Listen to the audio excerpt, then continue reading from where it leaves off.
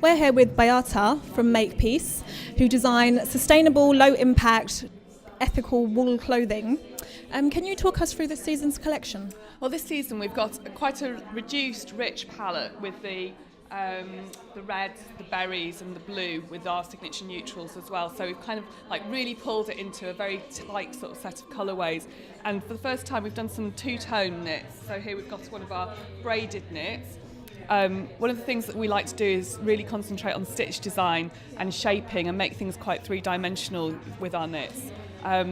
We've got a nice cowl neck here, so the cowling can be worn front or back. We've got reversible vests and little flashes of colour coming through on knitted skirts and things like that. So we've concentrated on colour, even though it's quite a limited palette.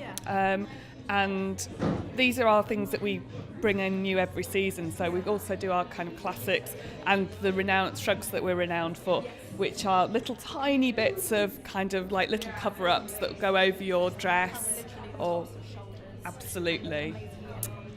And they'll go in your handbag, so they're very lightweight. They're made of wool, which is a great fibre for wearing because it breathes, it's warm, but it's not too warm. It's insulating rather than heating.